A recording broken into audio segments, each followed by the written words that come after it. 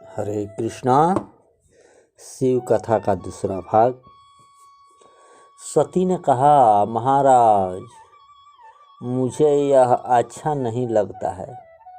यह तो स्त्री के वियोग में रोते हुए जा रहे हैं। आप तो कभी आंख उठाकर भी सम्मुख से देखा नहीं, सामने से आपने देखा नहीं कि क्या क्या कर रहे हैं। शंकर जी गृहस्थ आश्रम अति दिव्य है। शंकर जी का गृहस्थ आश्रम बहुत सुंदर है। श्री सीताराम जी साथ बैठते हैं, श्री राधा कृष्ण साथ साथ बैठते हैं, लक्ष्मी नारायण भी एक साथ बैठते हैं, परंतु शंकर भगवान एक ओर और पार्वती माता दूसरी ओर। शंकर पार्वती साथ बैठे हुए हो, इस प्रकार का दर्शन मंदिर में बहुत कम होता है। शिव जी वैराग्य के स्वरूप हैं। शिव जी में परिपूर्ण ज्ञान वैराग्य है। यह तो श्री द्वारिका नाथ ने शंकर दादा से बहुत आग्रह किया कि तुम विवाह कर लो। इस कारण से शिव जी ने विवाह किया। विवाह के पश्चात उन्होंने पार्वती जी को कृष्ण कथा, श्री राम कथा सुनाई और कहा कि एक ओर बैठकर तुम राम राम राम करो और दूसरी ओर मैं राम राम राम करूं, पास न आकर मेरे दूर ही रहना। प्रकृति का स्पर्श होने पर कुछ विकार जग ही जाता है। इस कारण प्रकृति दूर ही रहना चाहिए। प्रकृति से अलग रहो और परमात्मा का सतत ध्यान करो। शिव जी महाराज ने जगत को यही आदर्श बतलाया। भगवान श्री कृष्ण राधा जी के साथ विराजे हैं। श्री राम सीता जी के साथ विराजे हैं। वे दर्शाते हैं कि भले ही प्रकृति साथ हो, परंतु प्रकृति के अधीन नहीं होना। प्रकृति के अधीन होना तो बंधन है। प्रकृति के साथ रहना, परंतु प्रकृति से अलिप्त रहना, लिप्त होना नहीं। शिव जी महाराज तो कहते हैं कि ये प्रकृति से अलिप्त ही नहीं, परंतु दूर रहना ही सार है। वैसे दोनों एक ही हैं, अलग अलग नहीं है, एक ही हैं। भगवान शंकर निवृत्ति धर्म के आचार्य हैं। श्री राम श्री कृष्ण प्रवृत्ति धर्म के आदर्श बतलाते हैं कि निरपेक्ष होकर प्रवृत्ति करो, निष्काम भाव से कर्म करो। श्री राम श्री कृष्ण प्रवृत्ति में ही हैं, फिर भी अंदर से उनकी निवृत्ति है।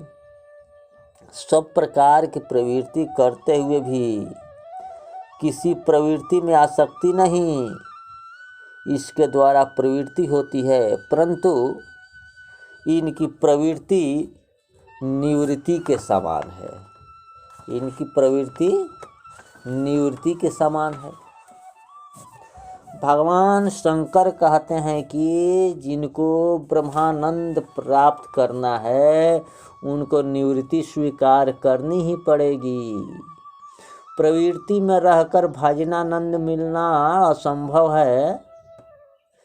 कूड़ा घर में इत्र की सुगंध नहीं आती है। भजन का आनंद आवश्यकता हो तो विषय का आनंद को छोड़ना ही पड़ेगा। निवृत्ति का आनंद लेना हो तो प्रवृत्ति छोड़नी ही पड़ेगी। पूरे दिन जो संसार में फंसा हुआ रहे उसे आनंद नहीं मिलता। अति भक्ति और प्रवृत्ति का विरोध है। इसलिए शिव जी कहते हैं कि प्रवृत्ति बाधक है, इसलिए निवृत्ति ग्रहण करके परमात्मा का ध्यान करो। श्री राम श्री कृष्ण प्रवृत्ति करते हैं, परंतु प्रवृत्ति में लिप्त नहीं होते। शिव जी प्रवृत्ति से दूर ही रहते हैं। इसी से तो शिव जी के अधिक अवतार होते नहीं। शिव जी को अवतार धारण करने की इच्छा नहीं होती। शिव जी इस संसार में आना सुहाता नहीं। जो संसार में आता है उसी को माया छलती है। माया से दूर रहना ही निवृत्ति धर्म का आदर्श है। माया के साथ होने पर भी माया में आसक्त न होना, यह श्री राम श्री कृष्ण बतलाते हैं। वेदांत में अनन्य और अव्यक्तिरेक भाषा आती है। कारणं व्यतिरेकेण पुमानादौ विलोकयेत्, अन्वयेन पुस्तति कार्ये नित्यं प्रपश्यति। कार्य के पीछे कारण रहता ही है। कार्य में कारण की सत्ता, कारण अनुभव ही अन्वय है। कार्य के अभाव में कारण का अभाव समा जाता है। कार्य और कारण सापेक्ष हैं। कार्य नहीं तो कारण कहाँ से हो। कार्य नहीं तो कारण रहता ही नहीं। केवल एक स्वतंत्र तत्व रहता है। कार्य और कारण दोनों का अभाव होने पर जो कुछ शेष रह जाता है वह शून्य नहीं वरन वही ब्रह्म है। उसी को कहते हैं व्यतिरेक। जिस प्रकार मिट्टी के घड़े में मिट्टी साथ ही रहती है, जिस प्रकार मिट्टी के घड़ा मिट्टी से अलग नहीं होता, उसी प्रकार ईश्वर से उत्पन्न हुआ जगत ईश्वर से अलग नहीं रह सकता। परंतु जिस प्रकार मिट्टी घड़े से अलग नहीं रह सकता है, घड़े के अतिरिक्त भी मिट्टी की सत्ता हो सकती है, उसी प्रकार ईश्वर जगत से अलग रह सकता है। जगत के साथ भी ईश्वर है और जगत से अलग भी ईश्वर है। प्रकृति के साथ भी ईश्वर है और प्रकृति से अलग भी ईश्वर है। शिव जी व्यतिरेक का वर्णन करते हैं। श्री राम श्री कृष्ण अन्वय का वर्णन करते हैं। विष्णु भगवान लक्ष्मी जी के साथ विराजते हैं, परंतु वे कभी लक्ष्मी जी के अधीन नहीं होते। प्रकृति का तिरस्कार करने की आवश्यकता नहीं, परंतु प्रकृति की अधीन होना नहीं है। जो प्रकृति का दास बनता है वहीं दुखी होता है। शिव जी महाराज तो ज्ञान वैराग के स्वरूप हैं। शिव जी कहते हैं कि प्रकृति से दूर रहना सती जी को यह अच्छा नहीं लगता। इसे सती जी ने शिव जी से कहा, महाराज आप तो किसी दिन भी मुझे दृष्टि के सम्मुख देखते ही नहीं, नज़र उठाकर मुझको देखते ही नहीं, और ये राजकुमार तो स्त्री के वियोग में रोते जा रहे हैं। शिव जी ने कहा, रोते जा रहे हैं, इससे क्या हुआ? ये साक्षात परमात्मा है। सती ने पूछा, ये परमात्मा किस प्रकार से हैं? जो सर्वव्यापक हैं, क्या वही ये हैं?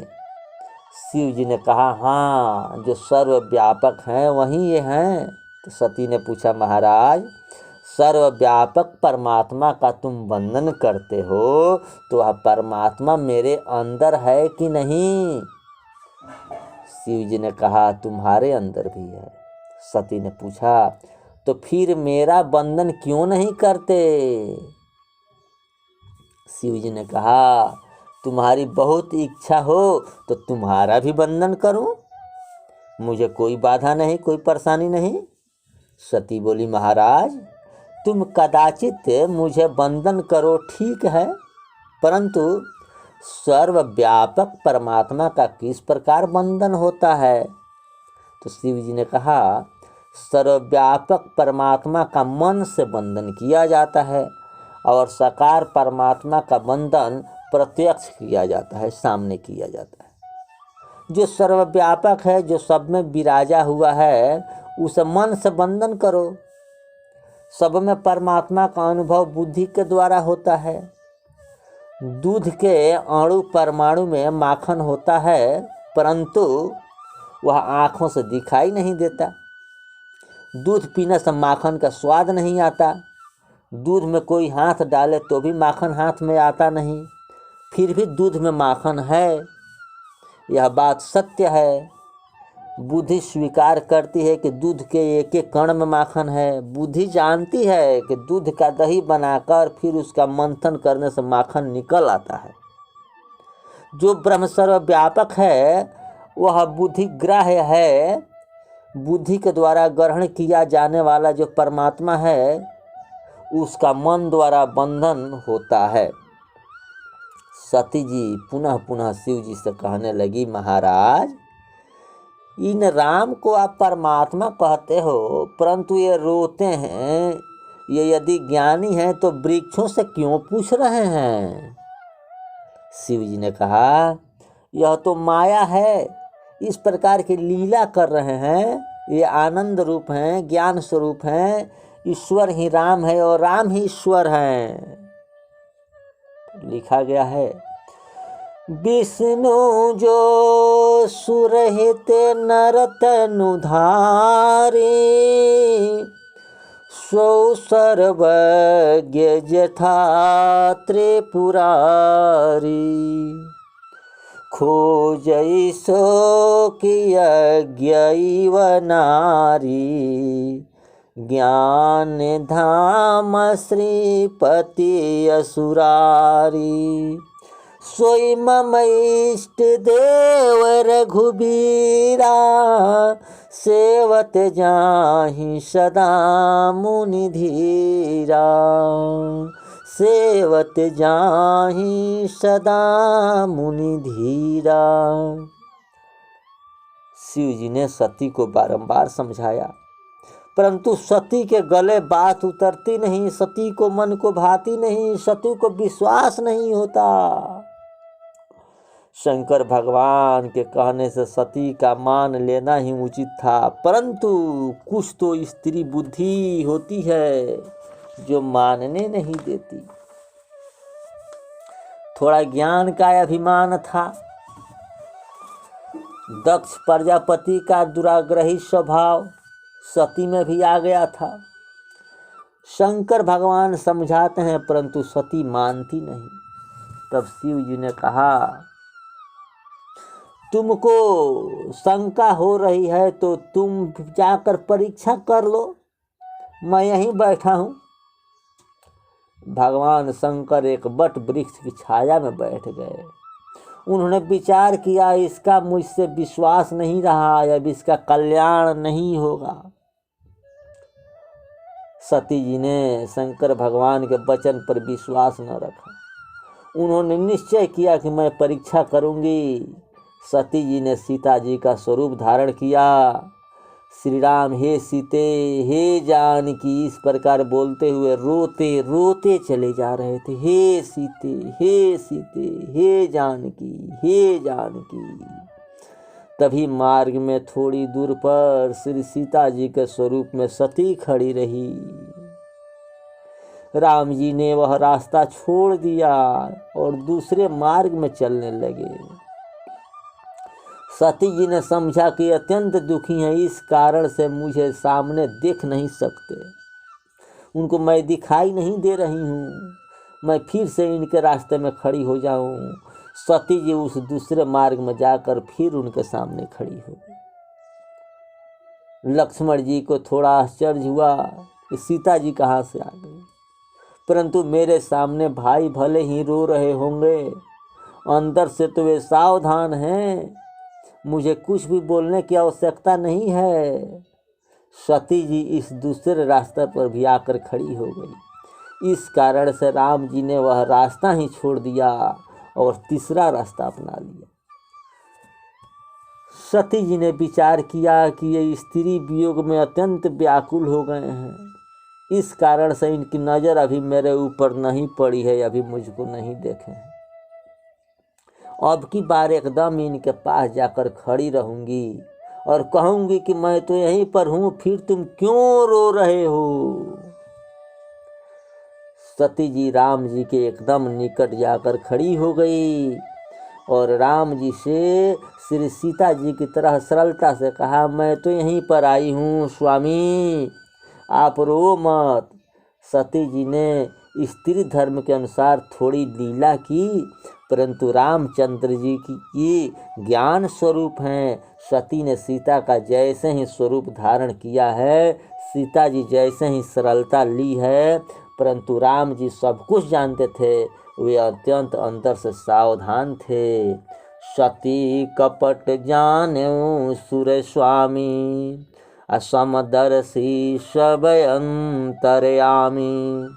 श्री रामचंद्र जी ने धरती पर मस्तक रहकर सती को प्रणाम किया और कहा, कहूँ बहिरी कहाँ वृष के तो, विपिन अकेली फिरहूँ केहू हेतु। माँ, तुम अकेली ही जंगल में किस कारण से फिर रही हो? शंकर भगवान कहाँ हैं? मेरे आराध्य कहाँ हैं? मुझे शिव जी का दर्शन करना है माँ। तभी सती जी को आश्चर्य हुआ। ये भले ही रोवे, परंतु अंदर से सावधान हैं, ज्ञान स्वरूप हैं। चाहे जितना बादल आ जाए, परंतु सूर्य का स्वरूप किंचित भी विकार नहीं आता। अरे बादल को उत्पन्न करने वाले तो सूर्य ही है ना। सूर्य नारायण की किरण से ही बादल उत्पन्न होते हैं, और इन बादल में सूर्य स्वयं को ढक लेते हैं, परंतु सूर्य जिसमें तनिक भी विकार नहीं होता। श्री रामचंद्र जी ज्ञान सूर्य है, ज्ञान स्वरूप है। सती जी को इसका विश्वास हो गया। इसका अगला कथा सुनने के लिए इसका तीसरा भाग देखें।